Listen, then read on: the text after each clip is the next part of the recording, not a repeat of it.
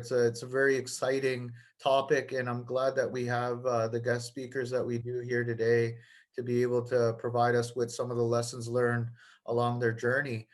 Before we begin, I'd like to provide a land acknowledgement of where I'm contacting or calling in from today, and it's Thunder Bay, Ontario, in paying respect to the traditional territories of the Anishinaabe in the area, Robinson Superior 1850 Treaty, Fort William First Nation, and many of the other First Nations are part of James Bay Treaty Number 9 that called Northwestern Ontario their home.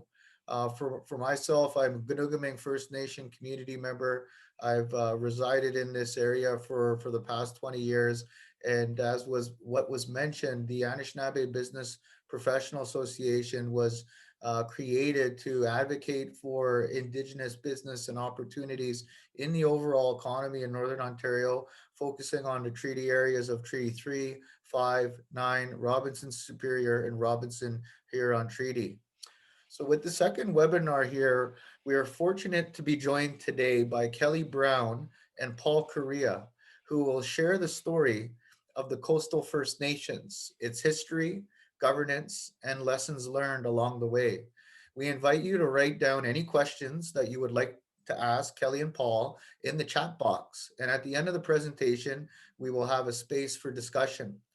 The focus of the conversation today will be on the story of the coastal First Nations, but in case any of you have more technical questions, we have been joined on the call today by Cornelia Rindt from NatureBank. NatureBank is the organization who have helped to create the carbon offset project that we'll hear about today. If you have any questions that are more technical in nature, then Cornelia will jump in and answer them in the chat. Thank you, Cornelia, for joining us. So a brief introduction before I turn things over to our speakers today. Kelly Brown is a Heiltsuk Integrated Resource Management Department Director and lead negotiator for the Heiltsuk Reconciliation. Kelly's work is based on values and teachings he learned from elders and hereditary leaders in the community. He has spent the last 3 decades fighting for the recognition of the Heiltsuk Nation rights and title. Kelly, with the Coastal First Nations, has contributed to the unique agreements which protect more than 80% of the coastal temperate rainforests in BC.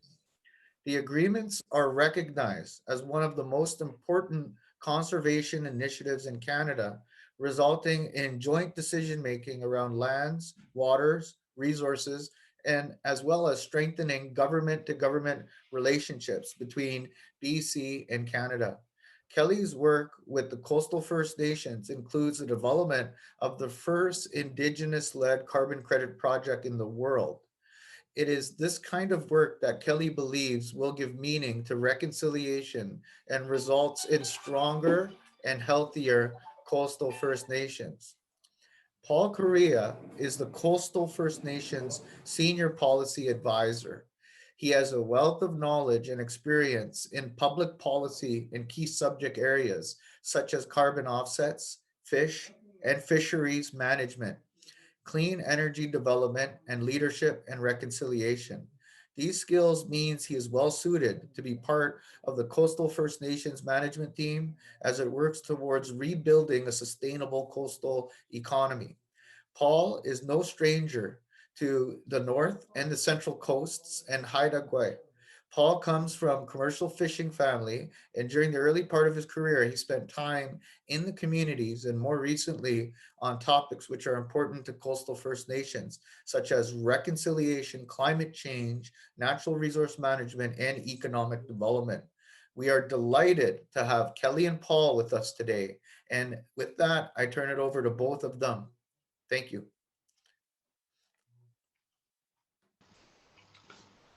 Thank you for that introduction, Jason.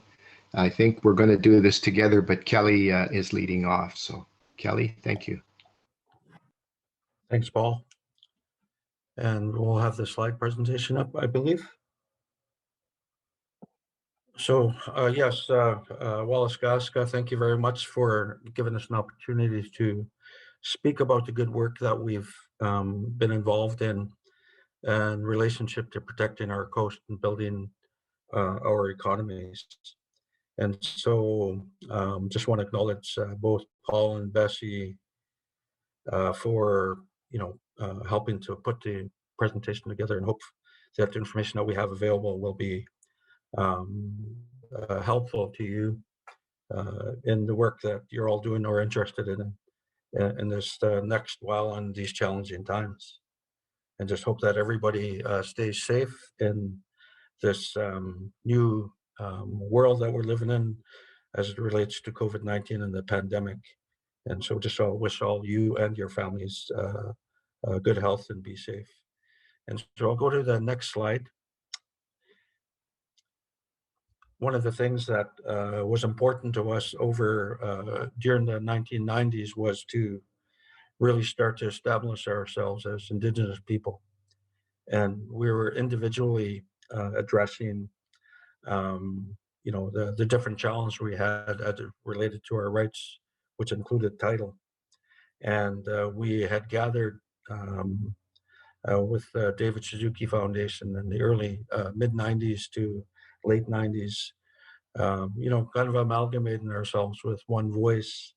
Then in 2000, in the year 2000, we had the first meeting called Turning Point, and had a conversation around, how we could collaborate as an alliance of 9 nations on the central north coast and Haida Gwaii to be able to start addressing the impacts of users within all our territories.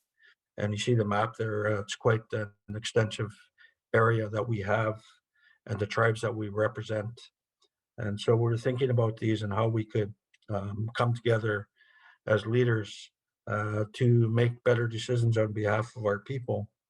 And so we have 20,000 representatives, and our goal at the initial steps of what we needed to do was to start to be vocal about the rights that we have, and the fact that we weren't didn't have a mechanism to make decisions for the territories in which we live in. The majority of all the nations in that map right now don't have any treaties. So, there was no arrangement on how we govern the territory, those sorts of things. And so as an alliance, we put together a fairly strong mechanism to start having that 9 nations with one voice, working with both the province and the federal government and the stakeholders or user groups within our territories. And so we want to be able to make decisions, move towards ecological integrity using, nation's knowledge, what most people refer to as traditional ecological knowledge. But we refer to it within our communities as, for us, Heiltsuk knowledge. And then looking at sustaining the economy on the coast, and really focusing on making sure that we could sustain all the activities, both on the terrestrial and marine sectors, as it related to extraction of those resources, whether they're renewable or not. So we'll go to the next slide. So as a coastal First Nation, we moved towards, going from the Great Bear Rainforest and, coming up with the coastal First Nation. It was our goal to be able to really start to look at the ecological integrity of central north coast and Haida Gwaii, and really making sure that the activities on the terrestrial side, as an example for the timber harvesting, that we would start to bring some control on extraction of those resources over time. On the central north coast and the Haida Gwaii, the terrain isn't as rich as Vancouver Island, as an example. So it takes anywhere from 80 to 125 years in order for a second growth of a tree being extracted. And so those were critical in the planning that we did and looking at how we could sustain the ecological treasures that we have here and the responsibilities that we wanted to take on behalf of not only our own people in all the territories, but for the world. And so we're really taking the responsibility of protecting the integrity of the lands on behalf of our own people and everyone that live around us. And so the traditional territories represent 25% of the world's remaining coastal temperate rainforest. And so that puts a huge onus on all our nations to make sure that the planning that we did around ecosystem-based management and the knowledge that we have around the resources that were being extracted, to make sure that we put strong mechanisms in place to look after those. Some of those trees are up to 1,000 years old and, tower as high as skyscrapers. And you'll see in one of the pictures, one of the part of the video clip later on, the significance of a cedar tree, in relationship to what we're protecting in old growth forests and what those mean to the integrity of the land itself. Our streams and rivers sustain 20% of the world's wild salmon. And with the global warming and the fact that we're managing small river systems and creeks to protect these resources, we'd have to take a different approach in how we have commercial openings on these, and that we can continue to sustain our way of life and accessing the wild salmon. And so for most of you who don't know, the Heiltsuk had a archaeological dig in a place called Tricket Island. And so in Tricket Island, it put us here for 14,000 years in relationship to the archaeological find that we had. And, so these are really important things that we have been saying over time, is that our oral history puts us as we originated here. And certainly with the archaeological dig at Tricket Island, it really supported the oral history that we have as a people. And so that's critical. And so we just wanted to talk, I saw just a quick note there, so I'll just reiterate the terrain that we have here. The soil isn't as strong central north coast in Haida as it is on Vancouver Island. And so I had mentioned that in some of the research that we've done, we know that the second growth on cedar and other timber trees takes anywhere from 80 years to 125 years to regrow. And so that's how significant these trees are that we have here.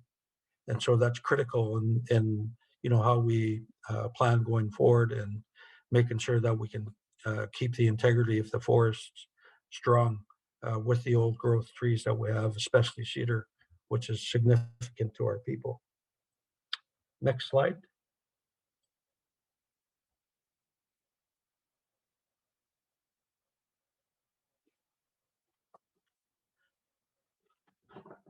So that overexploitation comes at a cost, for everyone, including our people.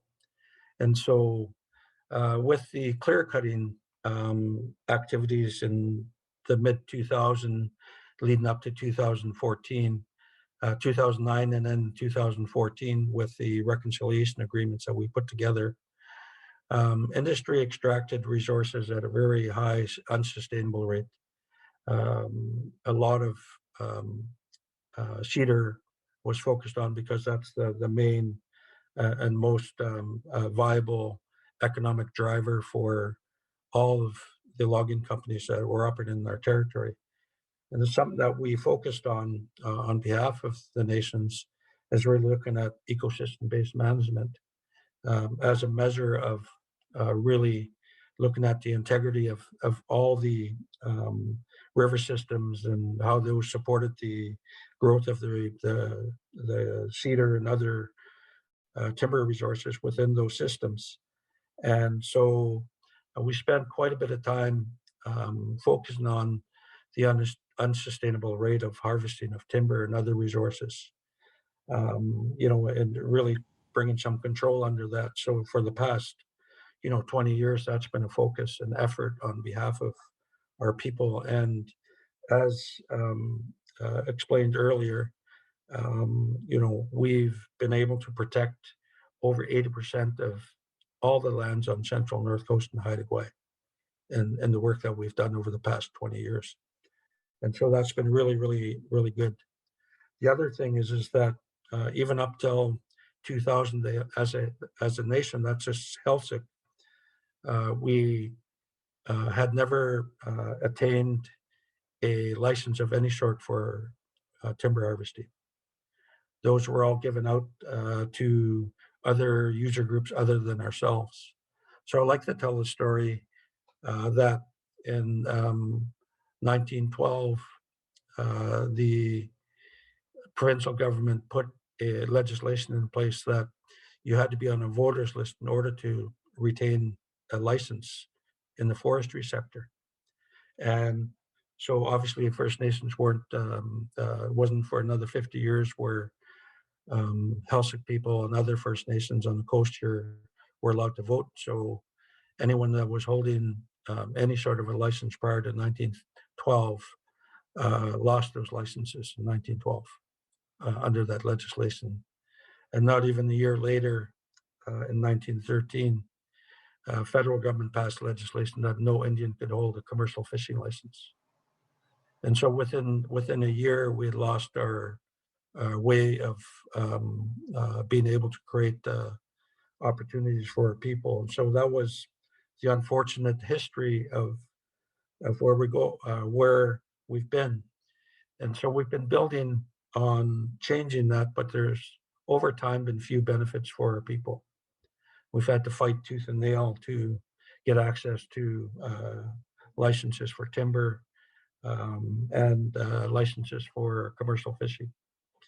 And so we're moving towards changing those sorts of things with some of the Aboriginal case law as it relates to the Gladstone decision and commercial access to spawning kelp as an example. But the cost of exploitation has been enormous. It's changed not only the life of all our people on the coast, but it's changed the climate change and the effects of high level sea rise and excuse me, the warming of the salmon systems and eroding of those systems with acidification and so on. And so that's been a really challenge for a lot of us with a huge depletion of salmon and other marine resources in our salmon-bearing streams and those close to them, along with the forests. And so we're really focusing on making sure that we can plan to sustain those using the best science in the world, along with the knowledge that we have as natural ecosystem-based managers, as I call ourselves. So we believe that if we do that work now, that we're going to be able to sustain the economy. But right now we're fighting back, because the economy is suffering because of the over-extraction. And, that's taking a lot of time. It's impacting our communities. There's no logging taking place right now in the Central Coast, as an example, because we're revisiting the annual allowable cut. And so really wanted to make sure that we can stop the over-exploitation of resources. And the next slide will be for Paul. Next two slides Paul will take. Thanks, Kelly. I'm talking to you from Nuu-chah-nulth territory on the west coast of Vancouver Island, where I grew up, and I want to acknowledge the Ucluelet people of the central Nuu-chah-nulth who have entered into a modern day treaty, the Malnourished Treaty. This slide just sets out the kind of unique governance that we have. In Kelly's presentation, he had that map on slide 2. What's unique is that this is not a tribally based organization. CFN is very separate, very independent nations, and they found a way to work together to protect the environment, to try to accomplish the sustainable agenda. So that's what stands out. This is not a government creation. This is not a tribal council.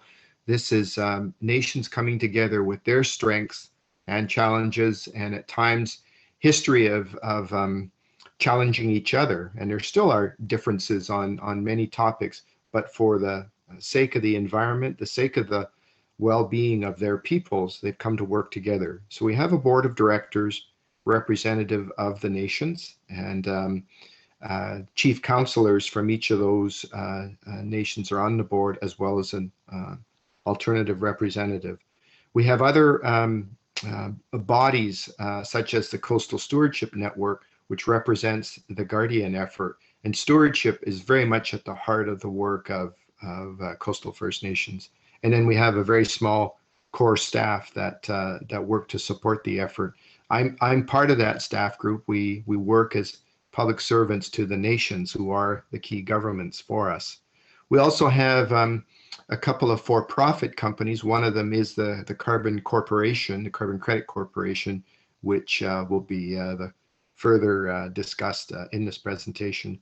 We also have a general business corp, which is invested in some ventures that in time hopefully will become profitable and successful. They're still not quite there yet. One of them is an essential oils company that has been taken over by one of the member nations. And that, in simple terms, is to harvest, not to necessarily cut the boughs, but to take what's been broken off, and taking those needles, the coniferous trees, and distilling them into essential oils. And it's a unique product in the marketplace. The other is a shellfish company that CFN has invested in with one of the member nations as lead up in the Prince Rupert area. So that's the work of CFN and the governance of it. Next slide, please. Kelly has spoken enough about the need for change, and it's at the heart of everything that the nations that we work for have really led. If you don't protect the environment, and Kelly can say this far more eloquently than I, you really don't have the basis for the continuance of anything. That the peoples, the nations that are represented, come out of that environment, and whether it's the terrestrial forests or whether it's the marine, the whole purpose and vision and mission of the work that's done is to protect the environment so that it can provide resources and food security and income and jobs as it once did, and once can again. And so the areas that we work in are certainly fish and fisheries, reimagined forestry, tourism, the carbon credit world, and hopefully in the future, clean energy for profit. Next slide, please, and I'll turn it back to Kelly. Thanks, Paul. Kaklayagwelas is a Heiltsuk term. That's in our language, Kaklayagwelas. It means the ones who uphold the laws of our ancestors. And in our territory, we take that term seriously as it relates to our rights and our title, and trying to breathe life into Section 35 of the Constitution, which is fairly empty. But we do have a decision under an Aboriginal case law with the Gladstone brothers, that's late Don Gladstone and William Gladstone, that gave us a commercial right to sell spawning kelp. And so that was only one court case that deals with just one resource. And other cases were building on title, like the Calder case in '73, the Delgamuukw decision in '96, the Haida Taku decision around consultation, and so those have been just building the Sparrow decision. as it relates to our rights not being frozen in time. We're living in unceded territory, and I can speak comfortably right now because there's no treaties with any of the 9 tribes that are aligned with the Coastal First Nation at this particular time. And there's a lot of conversations that are being had, but we have terms about our authority that we have, Clachwe. That word, literally just means power. And so when you connect those the Clachwe, to names that our hereditary chiefs hand out to their families, they're connected to place.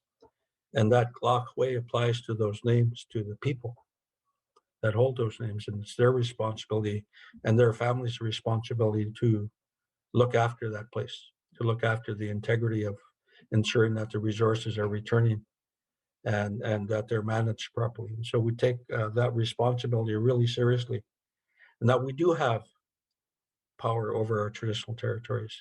And we've been able to do that over time.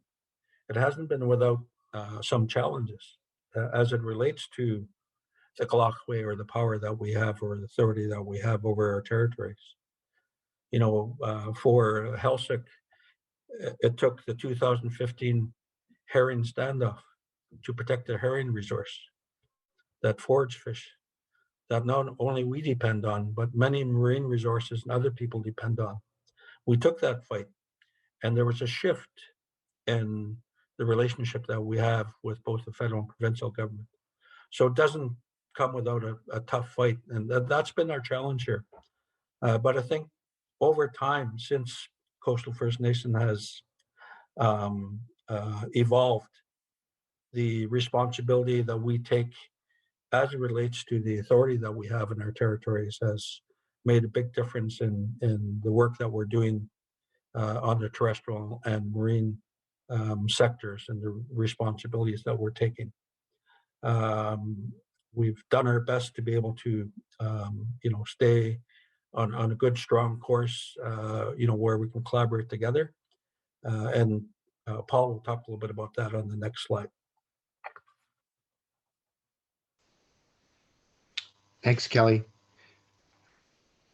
I think the key thing maybe to lead off with, and Kelly has already spoken of it, but having grown up myself in the commercial fishing industry, I think it needs to be stated, and our colleague Gujal from Haida Gwaii reinforces this a lot. He'll pound the table and say, we're not poor people, and he gets very angry if the only image, and there are lots of hurting Indigenous and First Nations people, but what he rails against is that the thought that First Nations people on the coast were always poor, and he'll cite countless examples of the wealth that the land and the seas have brought. And certainly on the commercial fishing side, some of the fleets and the fishermen who have come and gone, and what they represented and the wealth they shared in their communities is legendary. The Niska are not a part of this organization, but I remember from my time in Prince Rupert when the Gosnell fleet would come, and everyone knows James and Joe Gosnell and their network of people. Similarly on the Haida front, and we could go down through the Heiltsuk and others, the neighbors on northern Vancouver Island.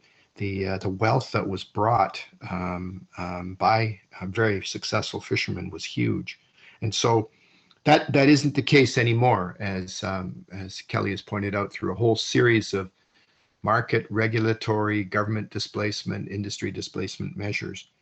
Having said that, then CFN, the organization owned by the nations, recognizes that to move ahead, there has to be relationships built. And so CFN and its member nations have demonstrated when it needs to fight, it can and win. And I think the Enbridge pipeline is an example of that coming together to fight, to win. That's relationship building. But it's also proven that it can use other tools. And so in 2018, when the Northern Oil Tanker Ban Bill C-48 through the federal government cleared the House easily, but got stuck in the Senate, the mobilization and the smarts needed to get that bill through the Senate, and it only passed 46 to 43, if I recall, but that was a very strategic campaign led by CFN nations. And I think it's proven that CFN can work with foundations and private interests in terms of capital to lead some of the work. And the GBR is an example of senior governments coming together with foundation partners and CFN nations to achieve that. Using market mechanisms is another example. And with the carbon credits, I think that's the opportunity to do that, to have other people who want to invest in the Great Bear purchase carbon credits, and they're investing in the work of stewardship that way. So all of these to say that CFN and its member nations are prepared to build relationships and work with anybody. On the other hand, though, if they need to, they will fight and fight successfully. Next slide, please.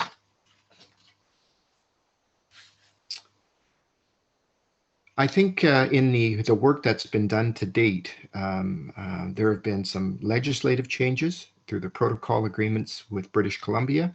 There have been some major agreements on the oceans front. In 2018, 4 ministers and the Prime Minister federally came to Prince Rupert to sign an Oceans Reconciliation Framework Agreement. It is a framework agreement. It's got to lead to something. And I know after 3 years of work, there's a little bit of restlessness amongst the leadership and saying, we've got the dialogue going, we have some capacity built, but now we need to see the concrete action in terms of shipping management, protection for marine mammals, for emergency response. Those are some of the topics under the Oceans Reconciliation Agreement. Climate action, some of the things that Kelly has spoken of, we need to crystallize those into hard and fast agreements, in some cases legislation. And ultimately then, it's got to lead to firm reconciliation agreements. And there, CFN is not the rights and title holder. We're just a not-for-profit. As I say, we're public servants who work for the nations.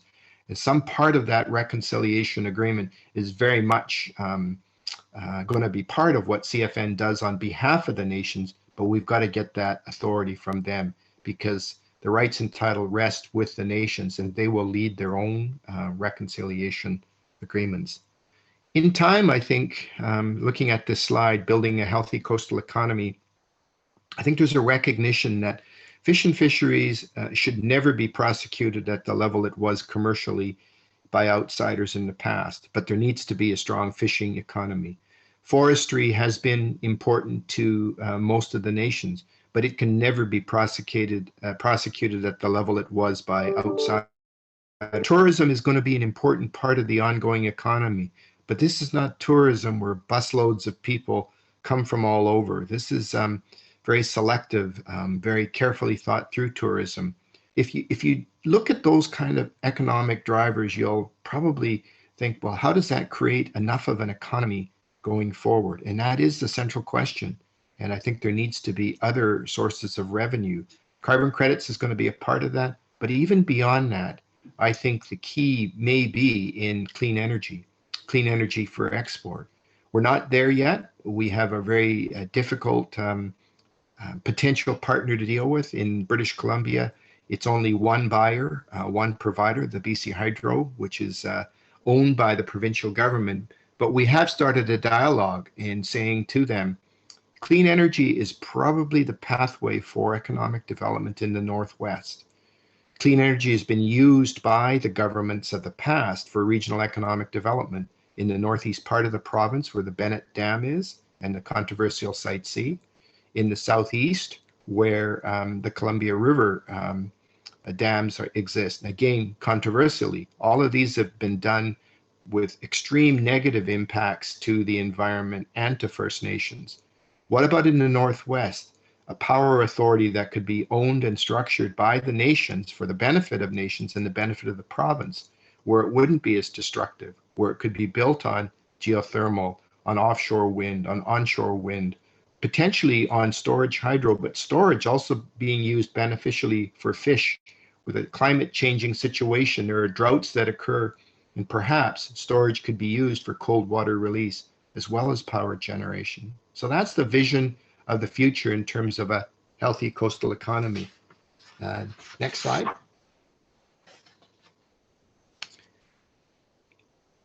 So there have been tremendous history in the first 20 years of achievement by coastal First Nations, and the board and all those involved are planning for the next 20 years. We've just gone through a major new strategic planning exercise.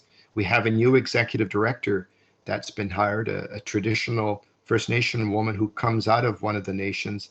And so the future is bright in terms of the direction, the leadership, the strong nations that underpin CFN. I think the topics that are shown there will guide where we go. The last one is important. I sit not in CFN territory, but in a coastal community that has very poor connectivity. All of the nations of the CFN don't have that modern Wi-Fi connection. There is a movement, an agreement with Canada and British Columbia to bring that fiber optic link to all of the nations that'll bring modern communication to the nations. And I think that's also a part of what's needed for that long-term economic sustainability to come. Next slide, and I'll turn it back to Kelly. I'm going to talk a bit about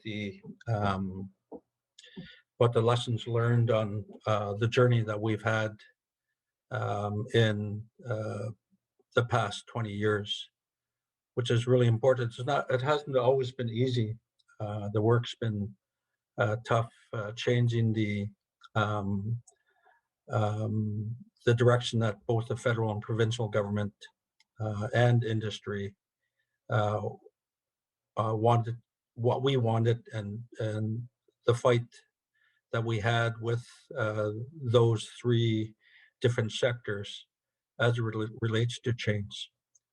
But I think with the Aboriginal court cases, the Aboriginal case law, and the over 200 wins for Aboriginal people within Canada has really shifted the paradigm in the responsibilities that we are taking on behalf of all our people here on the Central North Coast and Haida Gwaii. And so, well, we've done a lot over the past 2 decades. We created the alliance with the CFN model that we're stronger with the alliance and have 9 strong nations and their voices going in the same direction are really critical. And knowing the power and being able to establish the responsibility that we have as a people and being able to move into the direction that we want as we're moving forward. And so those are critical as we're moving forward. Just going to lessons learned, if you don't mind. So it's critical that the nations, stay strong and know where our power is, our glachwe that I talked about earlier. That we need to apply it strategically.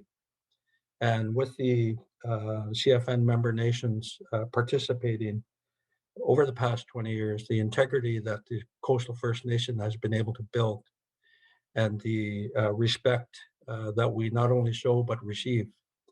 And, the old lesson of you get what you give.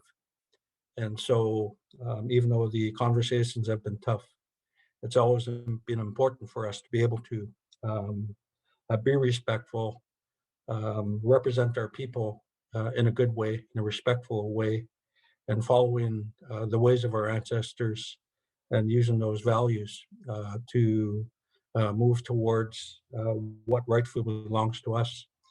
I think about a quote from one of our hereditary chiefs here, Frank Brown. Some of you may have heard of him. He had mentioned in a negotiation that we'd been involved in with Canada and BC, and his quote is, "We're not asking for anything that doesn't already belong to us." And that really, really fits well with the work that we're doing here on behalf of the Coastal First Nations. So we looked at building relationships, not only with government, but with industry and all the stakeholders that want to have something to say about what happens in our territories. But at the end of the day, we've really established a strong value that it's a government-to-government decision, that the governments of the First Nation, the province, and the federal governments would make a final decision with input from the relationships that we're building outside those governments. And those were critical with the success that we have, I believe. We embrace our differences. We know that we're not always going to agree on everything. And so a lot of times we focus on what we can do and put 95% of our effort into what we can do, and know that we have the other issues, the other 5% issues that we got to deal with. But in a lot of the work that we've done over time for 152 years is focusing on things we can't do and really not getting anywhere. So that was a critical strategy for all of us to be able to move forward, be creative, and never give up on what we want as a people on the coast. And so, with the model that we have and the strategy that we've taken, to be able to strengthen our existence here in our own territories has been really important. And so, a lot of things that have happened over the years has really been important for us, I think, as we've built the Coastal First Nation, the integrity of the organization itself, the strong team that we have. A lot of us, myself, I've been around since CFN organization started, and so been blessed to be part of negotiating the different agreements. And so I think that's critical as we're moving forward, that we have that strong past as we go into the future. Next slide. Paul, did you just want to take this slide and then I can finish up? Sure, I can do that, Kelly. Part of the reconciliation agreements between the nations in British Columbia that saw the dramatic changes in land use, saw the annual allowable cut, all of the private company tenuring that Kelly mentioned. These are First Nations with their rights and title, and yet past governments colonial governments had given away the timber cutting rights. Through the reconciliation agreements, that cut was reduced, and timber access had been taken back, if you will, from the forest companies. And that reduction in the annual allowable cut from, let's say, an effective rate of 85% in some areas to an average 30%, that delta, that change is what permits the carbon credits to exist. Tested and verified in the marketplace and then audited by a company like KPMG. British Columbia created its own offset program, the Forest Carbon Offset Program, to be the protocol that would be available to the marketplace. And that's the certification of the carbon credits from the Great Bear Rainforest that's available to the marketplace today. Next slide.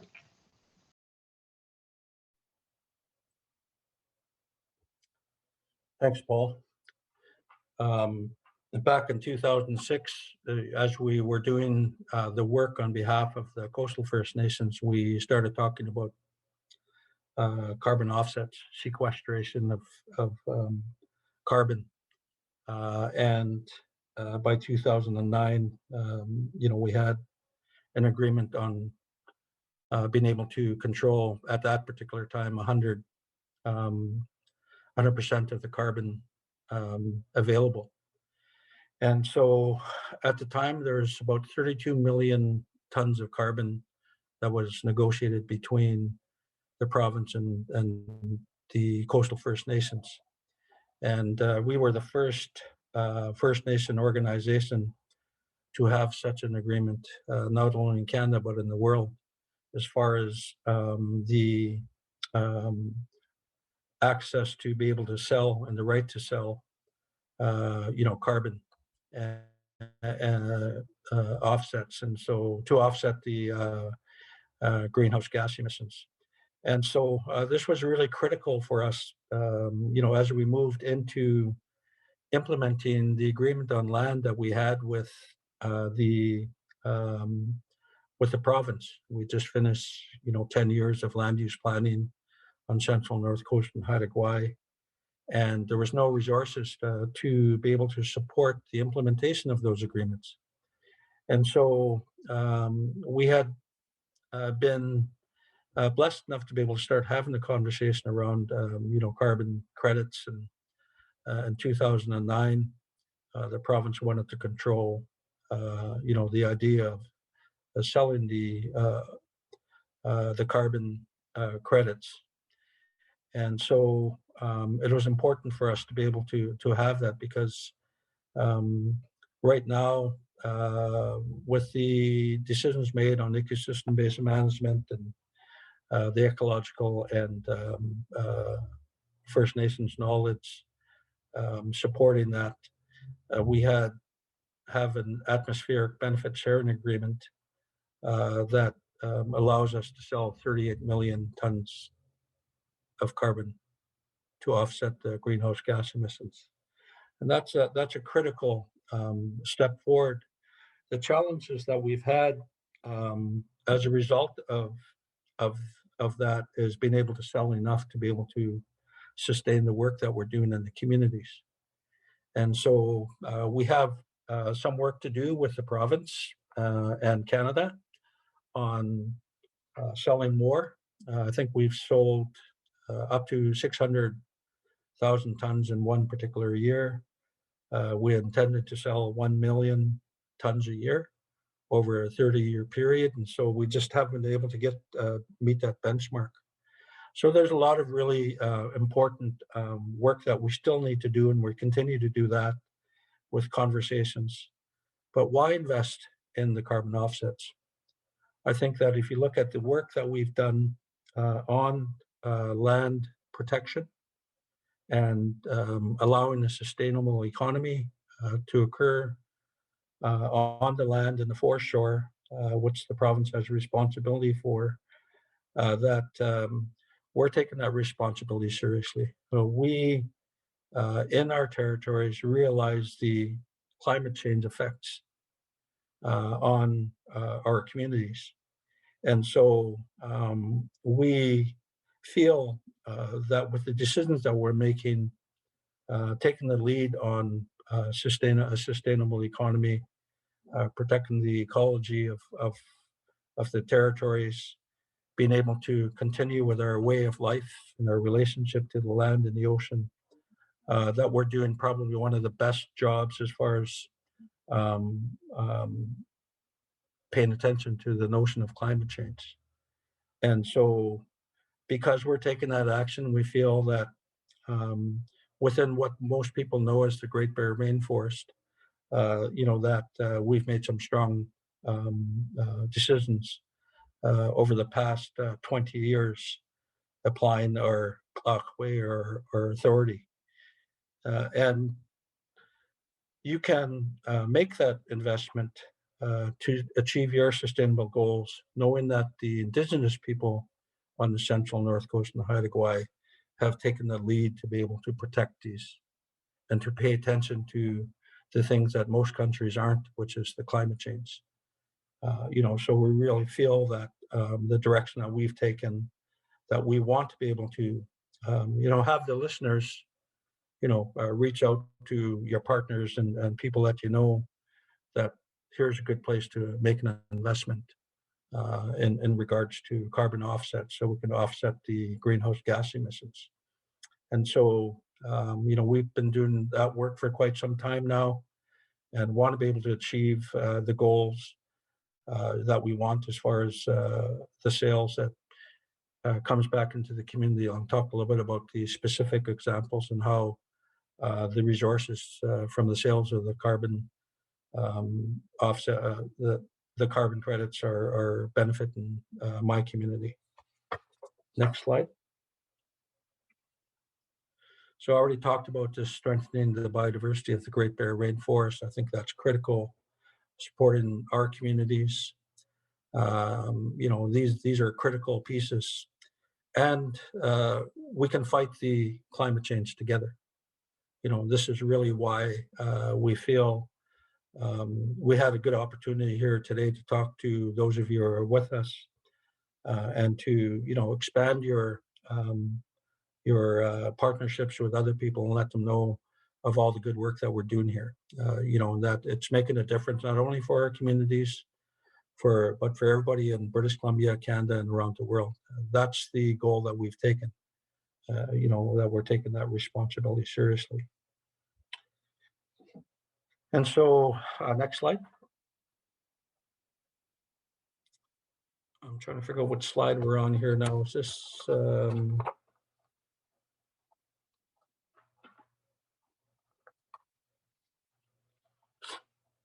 Just before we do the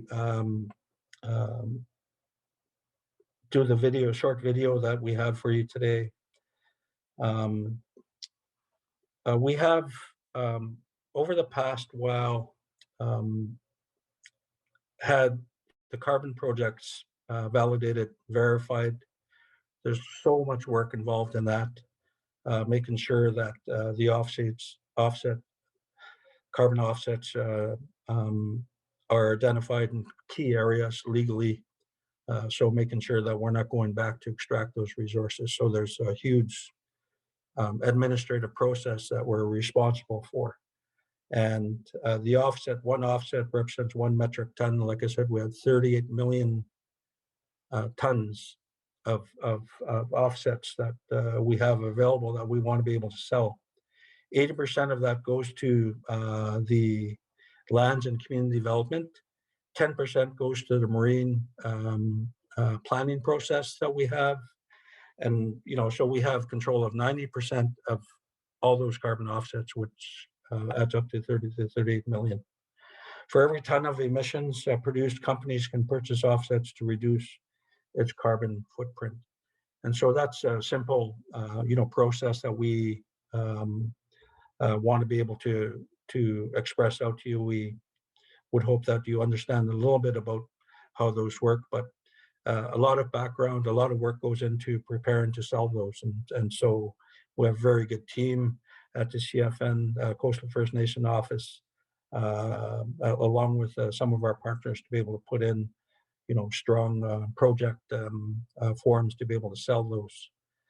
We've done our major projects are with the province. We want to grow that and have major projects with other governments and other companies. And so we'd hope that we'd be able to move into that direction to reduce your carbon footprint. And so we're going to do this short video that you're maybe Jason, you can help with that before we go into the next slides. Okay, for the video, we are redirecting the participants to this link that could be either typed in, or it's also copied in the chat by Mary Kate Grigg to everyone. So if everybody now could click on the link in the chat, we'll give a few minutes for everyone to check that video on their own in the next few minutes. We wanted to do that to avoid any technical issues with the audio, and that will really be helpful. So we'll give everybody a couple of minutes to check out the video, and then we'll return.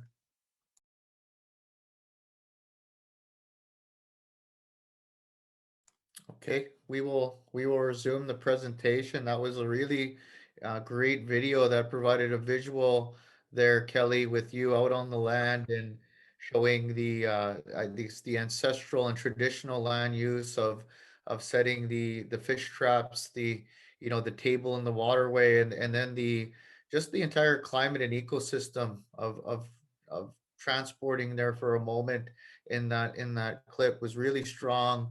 To give that visual. So really good for anybody to check out.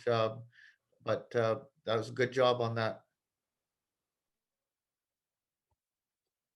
Yeah, thank you. We can go to the next slide. So I just want to give, some examples of, what the carbon offsets, the sales of carbon credits are doing to offset greenhouse gas emissions are doing for my community. And this would apply for all the communities, but this is specifically what we do here. We did a land use agreement and had put that land use plan together ourselves without any government funding in 2005. And by 2009, we had a land use agreement with the province. We protected 50% of our territory for what we refer to as conservancy areas. That's what most people are familiar with. And then the rest of the 50 was looked at as ecosystem-based management areas. And so a lot of work went into that. We spent well over $1 million on our own putting a land use plan together. Some nations elected to go with a provincial planning process. We felt it was critical to have our own voice in our planning process. But these are the results, coming up with this sort of an agreement here. We wanted you to know that 65% of the sales in any one year has averaged about 350,000 just to the Heiltsuk Integrated Resource Management Department. And that's critical.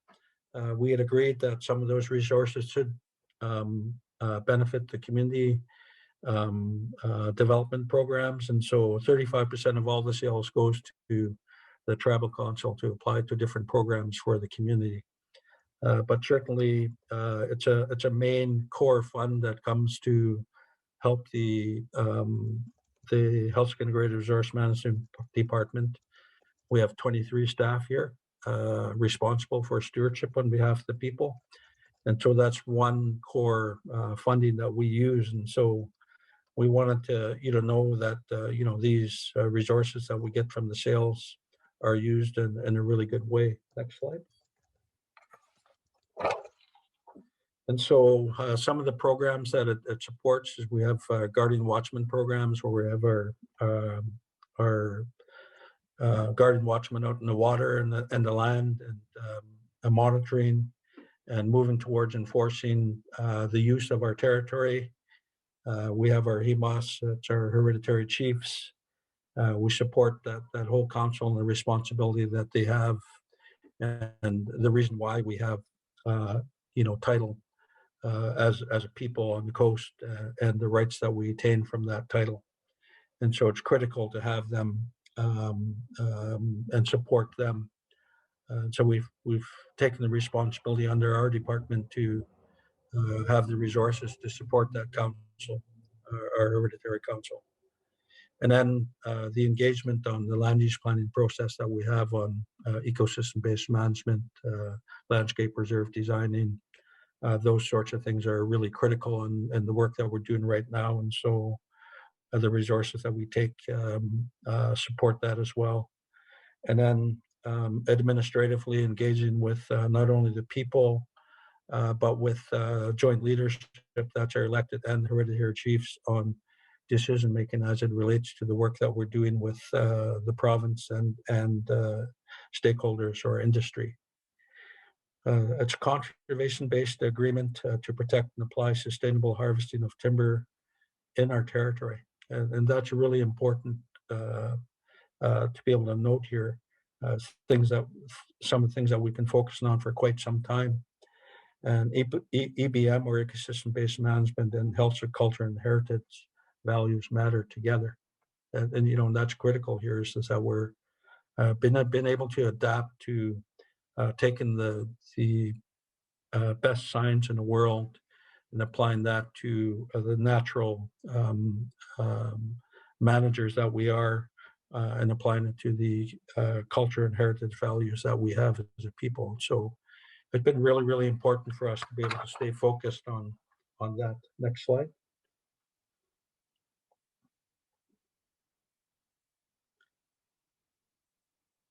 We're going to the challenges. Sorry.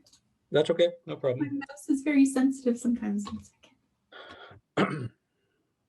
One before that. Thank you.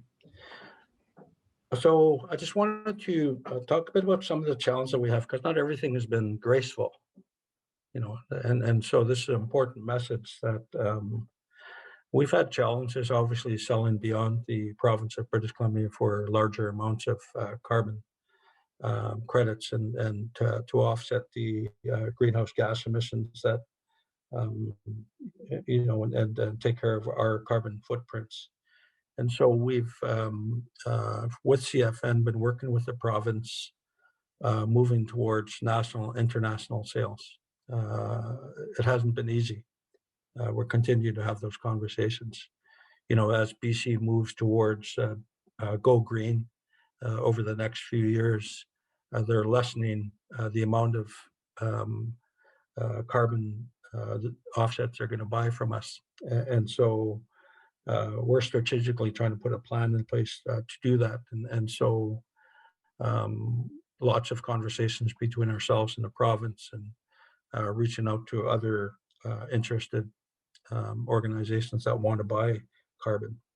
And so because of the different legislation and policy pieces, that's created the challenge. And so we're working towards the larger sales, but the small sale agreements, they're fine.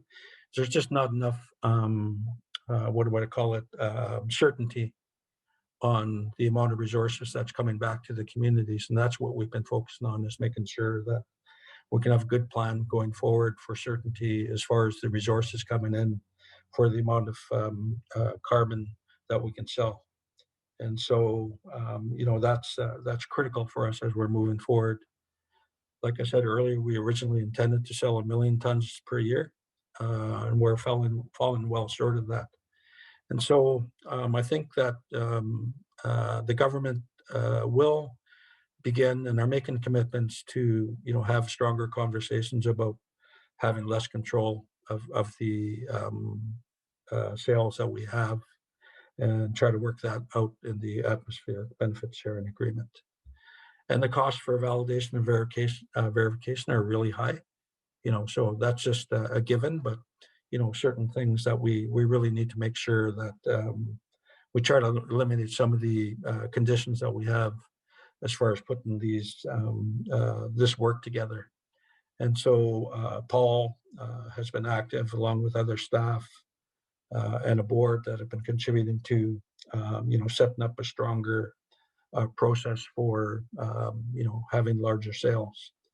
And so hopefully, over the next short while, we'll be able to move in a direction that would allow us to have the stronger sales going forward.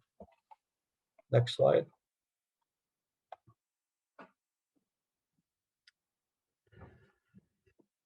So I think I went through this around some of the work that we're doing. There's a Coastal Guardian Watchmen program. They do a lot of work together with all the 9 nations. We've actually outreach to beyond the CFN, a lot of interest in some of the work that we're doing. But the Coastal Guardian Watchmen program is really critical in relationship to the positions that are here. We have here, there's a lot of, there's a regional monitoring system that we have, where every Guardian Watchman on the coast, that Central North Coast and Haida Gwaii, are collecting data on activities in the territories.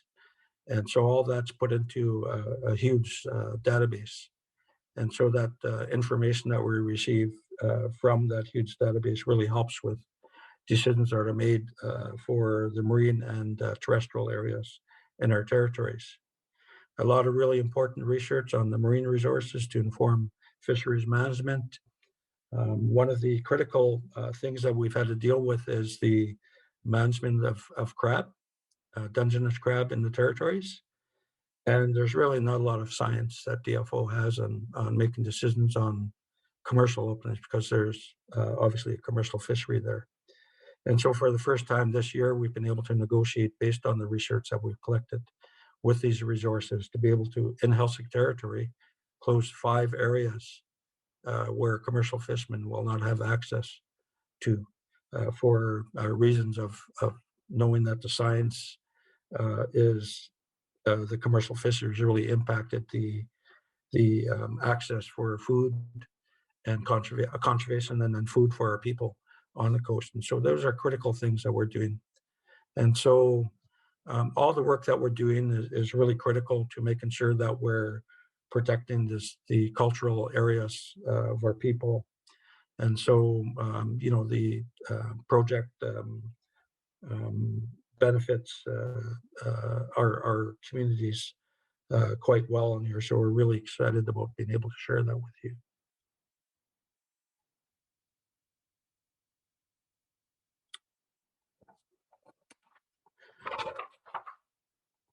That says Gayasicha. That means thank you in Heiltsuk. Heiltsukla means Heiltsuk language. Gayasicha means thank you. That's our presentation.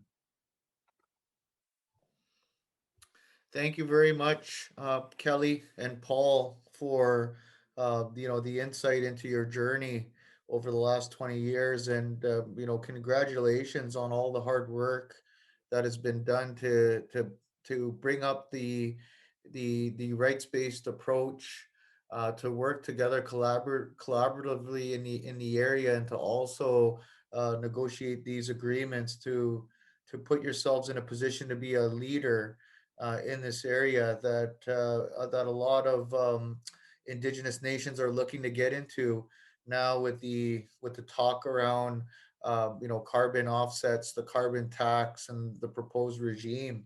There's been a lot of interest and a lot of questions that have been coming in through the chat and through other means, and a few of them that have come up that perhaps you could both clarify or hop in if one of you's got the answer.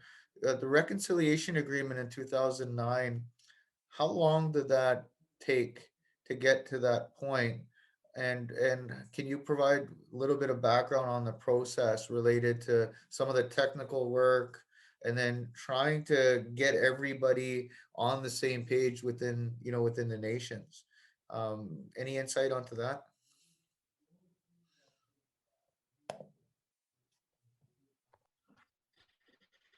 Yeah, maybe I can start, and then Paul could add in if he needs to. I believe we started the conversation right after the land use plan agreements, and those were put together in 2005. And then I believe it was the Liberal government that was in power in 2008, and they had reached out to BC First Nations to look to reconciliation. And I think we're the only alliance that took them up on that, and took a year to negotiate the reconciliation agreement in 2009, renewed that in 2014, 2016, and now we have an MOU. So all the work has evolved from the call to First Nations for reconciliation from the Liberal government, believe it or not.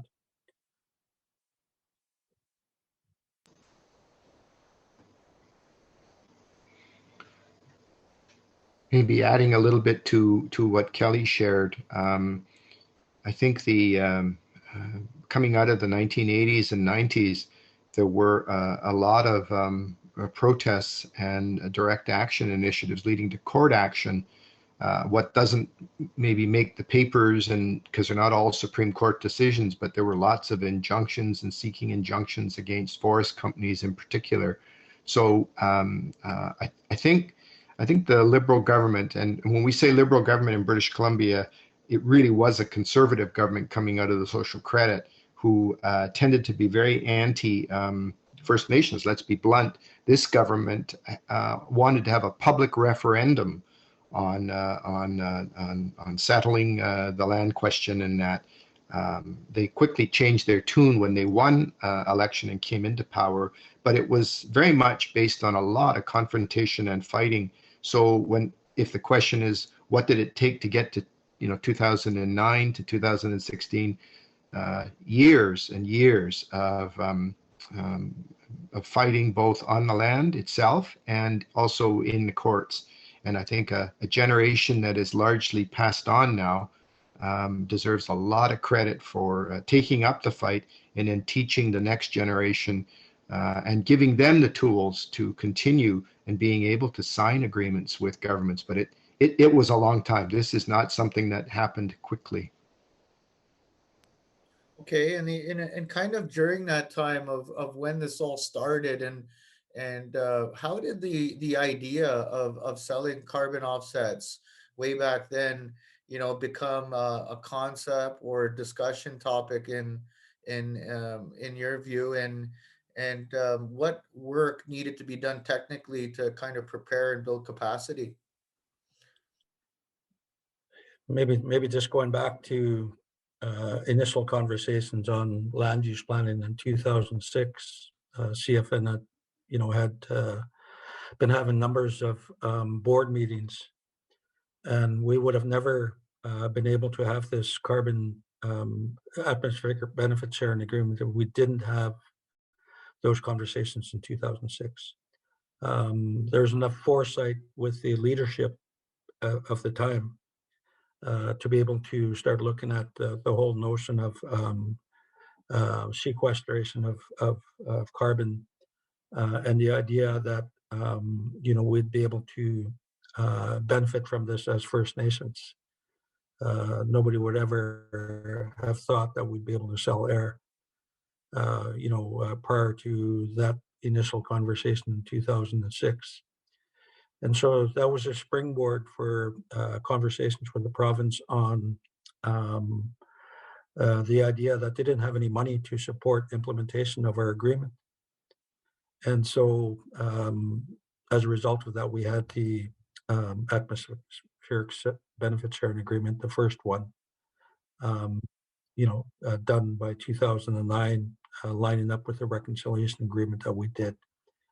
And so, it was good, strong minds in a place. And it just happened to be that in 2007, I believe it was, the province was looking to limit the amount of carbon offset area that we could use. They were trying to just tie it to the EBM areas. But with the strong conversations, 2009 led to us being able to use our whole territories. That's a conservation area, carbon the sequestration of air, along with the EBM areas. And so if you looked at that big map that we put up, about 50% of that whole land base on that map is protected. So the majority of the tribes have 50% of their territory protected, and then another 30 under the EBM, ecological integrity, GBR Act, those sorts of things that apply along with the values of our people. So I think we've done a really good job here as far as being able to pull together a fairly strong carbon offset program with the province. Maybe further to what Kelly just shared, in the carbon credit world, everyone knows the term additionality. If there's no additionality, there aren't carbon credits. And while it may seem bureaucratic and negative, just simply planting trees won't get you a carbon credit. What the nations negotiated was they said logging has to be reduced, curtailed in some areas, stopped in some areas. And so those trees, because of the government of British Columbia and their tenuring process, would have been cut down. With the intervention of the First Nations and the negotiated agreement, those trees were protected. Only because those trees were going to be cut down and are now protected, that's where the additionality comes in. And that's the uniqueness of the Great Bear Rainforest treat area. British Columbia, the Gordon Campbell government, had two things in their climate plan early on. One was a carbon tax, the first in North America, and the other one was cap and trade. And the carbon tax, we know, continued on, and for good or for ill, it's done its thing. For some reason, the Campbell government backed away from cap and trade, and that's what's hurt us in the marketplace. While other projects in North America, particularly in the US, using the California Air Resources Board, have been able to sell carbon credits, if you will, across boundaries. BC, having withdrawn from the cap and trade regime, has really been awkward. We just have lost the marketplace. So it's been that much more difficult. As Kelly was saying earlier, we've got a million ton carbon offset potential and we haven't reached it yet. And I think everyone back a number of years ago thought that that was achievable. And when BC dropped out of cap and trade, it's been difficult. Yeah, on that note, it's the other jurisdictions, Ontario, Quebec, we're also looking at cap and trade, and I'm familiar with the Ontario jurisdiction in that process, and that was also scrapped by current government in 2017. But it was a process that a lot of Indigenous nations were looking into in 2014, 2015, of preparing, for that, and being involved in the regulated market, which now has posed the challenge of the Green Energy Act in Ontario being repealed, and some of the cap and trade initiatives. What are your thoughts on the federal adoption and the federal government moving forward with the regulated process for carbon offsets, and that being, do you view that as a sign of progress being made, or do you still see challenges with certain jurisdictions?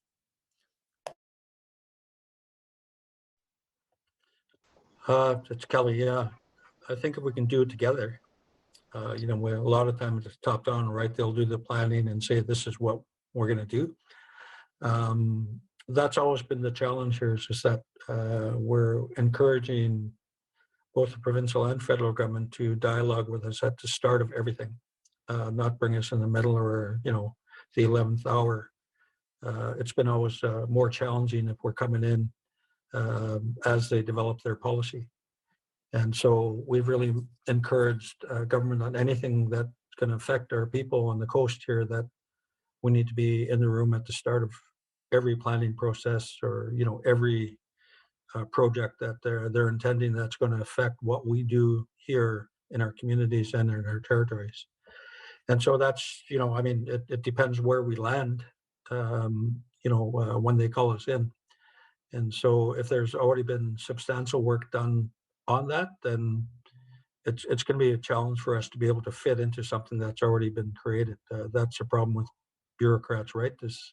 We have to fit into something that they've already, determined that that's the direction that they're taking. And so hopefully we can, affect how they want to implement and move towards that. And that we'd be able to fit into something there if there's already substantial work done. That's my initial thoughts. Maybe further to Kelly's thoughts there, Canada is prepared, and I guess maybe some of the people on the call have seen that there is a draft offset policy that Canada is floating out there for consultation. Currently, the way that policy is put together, the GBR carbon credits would not qualify. Our validation date precedes January 1, 2017. It's a penalty for being a leader, if you will. But in typical CFN fashion, that's not necessarily going to stop CFN leadership from moving forward. I think one area of serious dialogue that we're just getting into is, I mentioned earlier that the CFN with Canada has an oceans reconciliation framework agreement, and it's been underway for 3 years. It's been funded by Canada through 4 ministries, but that funding for that RFA will sunset in a year's time. Within the terms of that agreement, there is need for long-term funding, and Canada knows it. And one area that can very much be pursued is using carbon offsets. I think there's a few deputies who are keen to explore that further, and a few more who are worried about the terrestrial carbon because their policies says that they don't qualify. But there is blue carbon that the CFN nations are exploring, and it could be, if a protocol is developed, could be a long-term solution to financing the relationship under the Oceans Reconciliation Agreement with Canada. So there are places where dialogue is occurring, can yet occur, where serious negotiation needs to take place, some more data work, and that has to occur to prove out the opportunity. But I think there's a future there that will be explored. Yeah, maybe just to quickly add to the conversation that we've been having here. One of the things that we focused on in the toolbox that we have as it relates to building stronger relationships with both the federal and provincial government and strengthening those relationships is the 10 principles that they put out and their commitment to Indigenous peoples and the adoption of UNDRIP. And so most of the challenges we have, I think, is, in the rooms with the people that work for the government and, trying to interpret what those all mean. But I think we've been fairly strong on holding close those 10 principles, the UNDRIP, and the truth and reconciliation recommendations, those sorts of things really matter in some of the work that we've been doing. And so, with those documents, those commitments, really try to bring that to bear in the conversation. So hopefully that commitment to transformative change by the federal and provincial government will start to evolve in the short while here. So that's what we'll stay focused on as we're moving forward. Okay, I'll pull this question right from the chat box here. Let's see.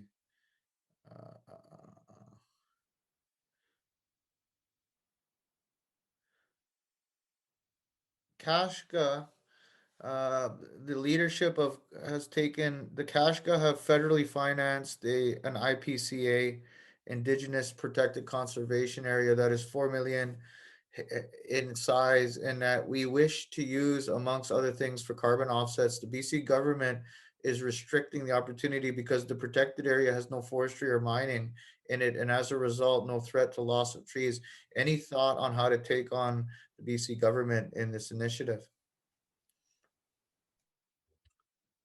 That was talking about, and I think it was 2007, the province had put into their policy the limitation of being able to sequester the air or the carbon credits, and they excluded the conservation areas from that wouldn't be able to calculate the carbon credits in the conservation areas because there wasn't going to be any activity there anyway. We had, like I said, in 2006, had long conversations around the whole terrestrial area. And so we'd already been able to establish the conservation areas as a way for us to be able to have the 38 million tons.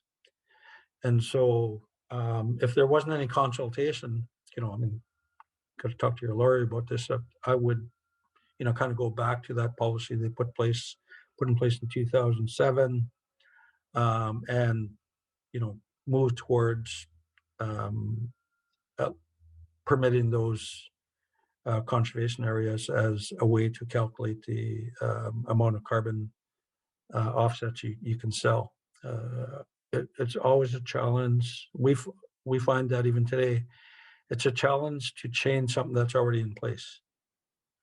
And so that's why if we haven't been able to do it at a CFN level, we've taken some autonomy as a nation to have, fairly strong negotiations on the territory, to the extent of protesting. So you have to strategically determine how you want to get what you want. And, kind of going back to, my comments earlier with Frank Brown's comments, you're not asking for anything that doesn't already belong to you. And so, we got to take that approach. And sometimes you have to be tough. And we do that here in our community, and no other nations as part of the CFN do the same. Sometimes talking isn't going to do it. That's, the easiest way I can say, you got to get out there and fight for what rightfully belongs to you. and sometimes you have to do that physically in some sort of planned protest. And as tough as it is, you got to embrace a fight when you need it. And so obviously I'm happy to have that conversation further with the person that asked that question, directly. But really, that's the approach we've taken. We've been fairly strong, and like you say, you got to pick your fights. You got to do it in the best way possible. We want to be able to have the conversations and negotiate rather than litigate. That's really the approach that we've taken. That's why reconciliation means a lot to the Coastal First Nation. But sometimes it doesn't go the way you want it, and we have to apply ourselves as tribes on the coast here to take control the best way possible.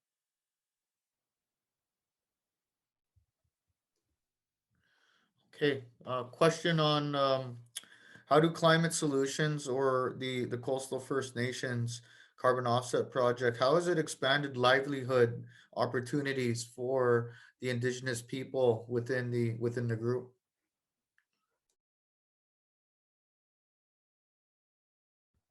Paul, did you want to talk a little bit about the amount of resources that amount of tons we've been able to sell and the amount of money that's flowed back into the communities first?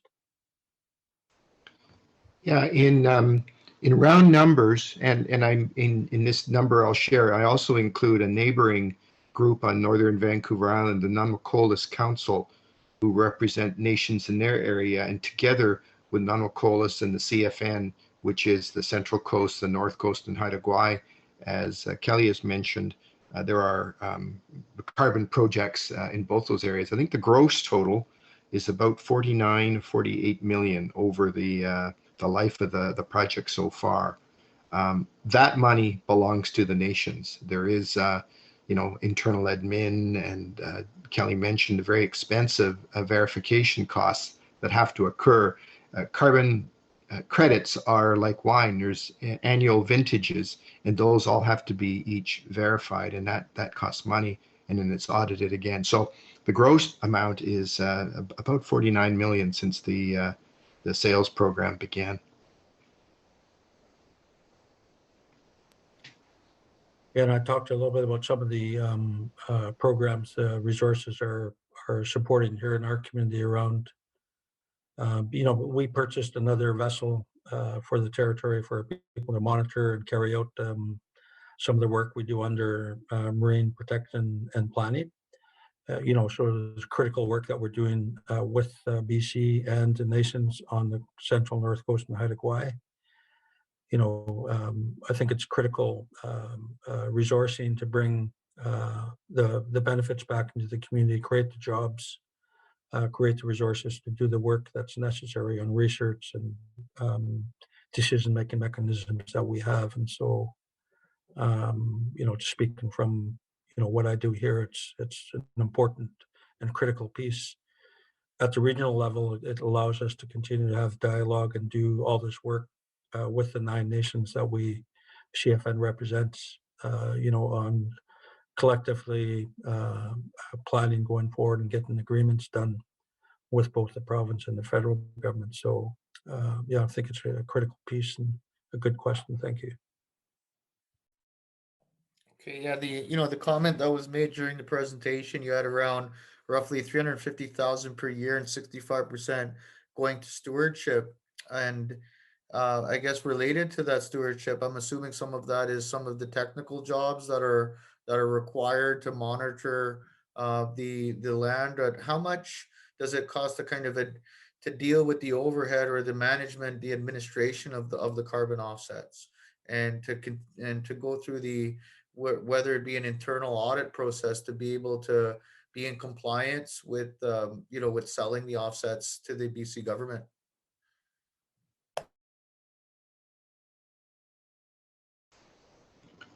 I can speak to some of that, Kelly. I think a vintage to get it verified is something in the order of $60,000. And then on top of that, then there's an auditing requirement. I can't remember the exact total of that. then obviously we have to internally keep track of the carbon credits that go over to the BC registry in Victoria where it's filed. So, I think, in a gross number, if I were to say we're talking, I don't know, 12, 15% of revenues to cover administration and verification, and then there are also go-betweens in the marketplace that we utilize for sales. So it's a pretty sizable number. Yeah, and then obviously the work in the community here is, when you have 5 departments in the HERM office, we have a geographical information system office that does all the mapping and data storage on all this work. And so the resources are critical to making sure that we can keep that information. Like I said, it's helpful when we're creating management plans for annually, along with how we make decisions, informed decisions on not only the information that we've collected over time and how decisions are made. So critical pieces internally here is, really can't put a number to, $350,000 isn't enough to support the work that we need to do, but it allows us to do the critical work and prioritize on what needs to be done annually, as we're moving forward and being more responsible, making, in a lot of cases, the final decisions here on almost everything. Maybe just a little bit more on this is that this is such a wealthy territory, both the marine and the terrestrial, from that northern Vancouver Island up to the Alaska Panhandle. But in a modern economy, is very challenged for jobs, and some of it by design. As was said earlier, the extractive economy of the past could not continue. It wasn't sustainable. In the modern economy, then there are some things that maybe the world doesn't value at this point yet, which will be their folly. I think the First Nations are trying to model what a sustainable economy that's dealing with climate change is going to look like. So all of a sudden you have in a jobs challenged area creating careers. And so when we speak of guardians and the guardian program, the people who are in the vessels doing the guardian work, who wear the uniforms, those are careers. Those are life careers. There's also a group of technicians in that who do the data monitoring and the collection. Those activities, when I say they're careers, certainly they're important to the nation, but I think through the negotiations that we're having with Canada and British Columbia, we're pointing out to them, these are careers, public service type careers that the world is going to need. The tools that the guardians and the technicians employ, Canada and BC can't match. And one of the demonstrations that Kelly's colleague, a stewardship director in Clem 2, Kitasoo, likes to show is the vessel patrols. And the DFO will show on a manual map, last year we had 2 vessels patrol this area, literally 2 trips. And then Doug Nieslas will show graphically on his iPad-based system the work that in their area that his guardians do. And it's just amazing. Pretty soon you'll see a spaghetti stream of green covering what the First Nations do, because it's that important to them. And they're prepared to share that information under various protocols with neighbors and with the government. And guess what? We're going to need that.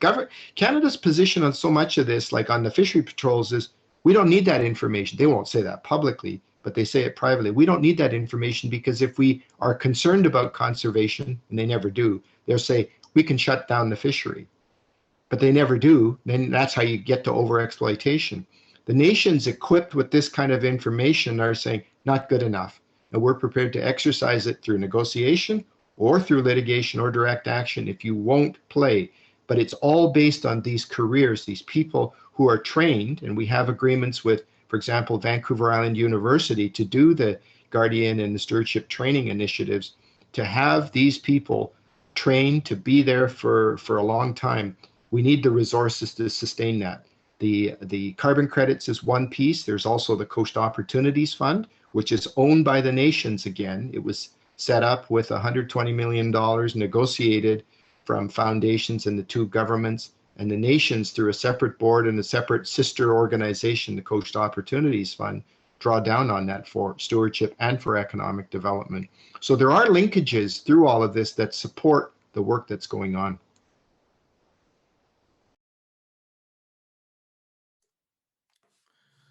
Okay, how do you address the existing shipping routes and industrial development in your territory in regards to also marine management? Yeah, I'm sure Paul can weigh in on this, but I'll just do an initial address here. Dealing with an oil spill as a tribe, the Heiltsuk back in 2015 had the Nathan E. Stewart run aground. We're lucky that was traveling south because it didn't have any oil in the barge, which carried just under 10,000 tons of oil. So it was traveling south, but it did have 112,000 liters of diesel and about 2,200 liters of oils, mixed oils, hydraulic oil and engine oil, those sorts of things. The mixture of those two fossil fuels was a disaster for our people. And so since then, we've been working with the federal government at the CFN level.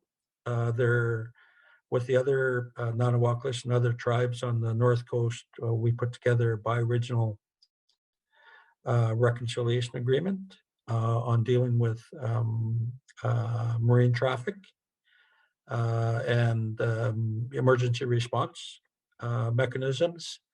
And so we're presently very involved in conversations with the federal government, to some degree with the province, putting together a fairly strong marine plan as it relates to the relationship that we have with Indigenous people and the Glahway or authority that we have here in our waters.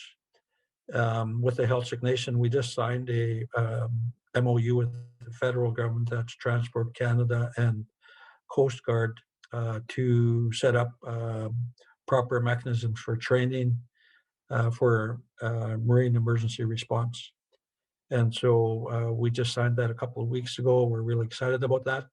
And that focuses on quite a bit of work that we'd already done on introducing an Indigenous Marine Response Center. That would be the first, and the Heiltsuk intend to have one of those in the short while, and the federal government is committed to moving towards realizing that with an MOU.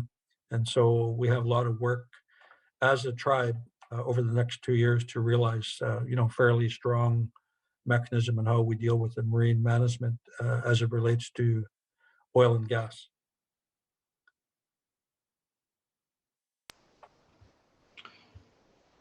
What Kelly mentions is that there's a framework agreement in place with Canada with all of these subjects on the table, and all of the nations are involved in those discussions and negotiations. They need to be leading to firm agreements. In some cases, it'll be at the nation level, as Kelly points out, in terms of emergency response centers and that. Some of them will be protocol driven amongst the nations with, say, Canada. You have vessel transits from one area to another, and so they're going to be going through the territories of the nations. That needs to be coordinated in that. So that kind of shipping work is underway. I think maybe the key kind of principles that underpin this are the nations have been from the 1970s proponents against oil shipment, big bulk tankers, because they know the devastation that can occur. And at this date and time, there is still no safe way, no recovery of that kind of massive spill. And obviously looking at the coastline, that would be devastating. And so the CFN nations have led that moratorium. I mentioned the legislation that went through the House of Commons and the Senate in 2018. So oil is a kind of other than what small needs are in the communities for coastal shipping, the offshore big stuff is not on the table. Another principle in all of this is that anytime there has been an accident, And Kelly mentioned the Nathan E. Stewart in Heiltsuk territory, but then there's been others, the Shimishur off of Haida Gwaii, the Queen of the North, the ferry that hit Gill Island and sank with a loss of life. The responders to that were the Hartley Bay people. They were first on the scene, and it makes sense. These are people who live in the territorial waters. They have vessels. They respond. And what we need to get is Canada to recognize that they need to build this into the response system in an orderly way, because these are the people who can help save lives, to protect the waters and that. So we're at the table in all of those discussions. And I think in the next several years, those will become concrete agreements, some of them with some legislation. The work that we need to do is to make sure that some of this is led by the nations themselves and some of it's coordinated through CFN. But that's all in underway right now.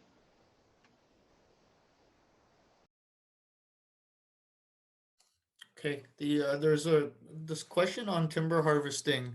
You mentioned that it's been managed in the area, and that if there wasn't this program put into place related to the offsets and protecting of the Great Bear Rainforest back at that time, that potential logging, would have came in and harvested the trees. Now, now the conversation that's happening in certain areas in BC with the shortage of access to fiber around economic reconciliation and partnership models with First Nations.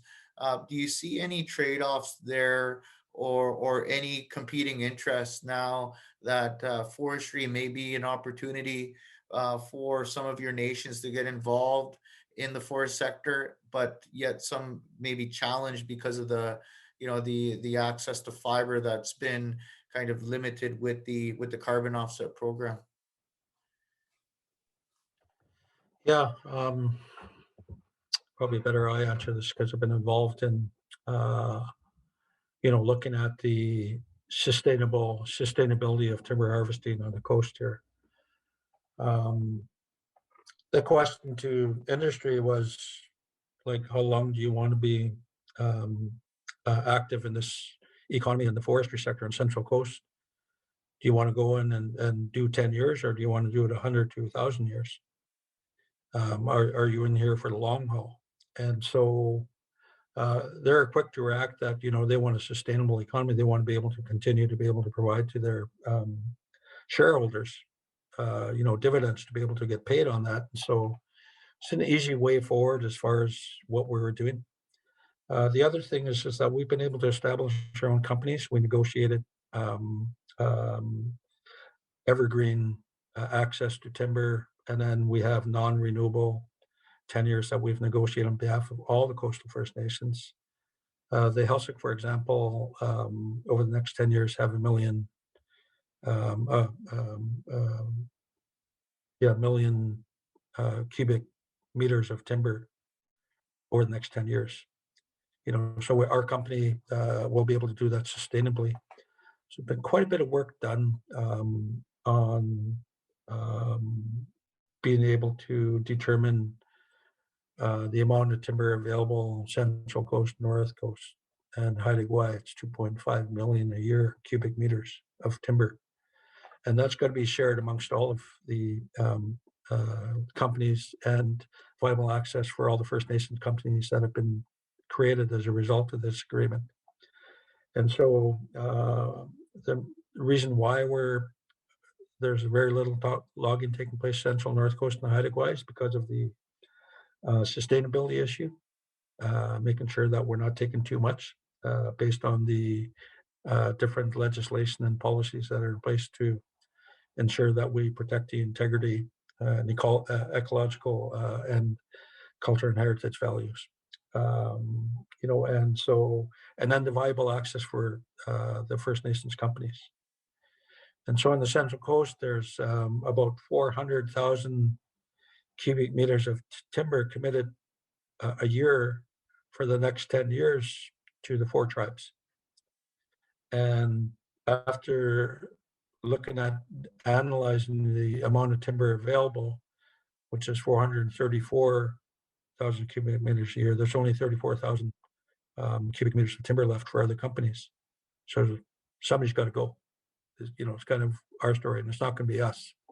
And so those conversations are being had right now about, how we're going to make that possible for the province to either compensate the logging companies that have right share in the timber harvesting land base. So, I mean, there's, lots of different factors that could lend to the question, but that's really kind of the simplest way to put it here is that we have access to timber.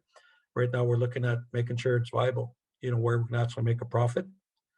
Governments are pushing for own source revenue. You can't do that with the timber that we had access to 3 years ago. It just wasn't viable. We had areas to select from, but it was mostly the timber where there's very little profits to be made.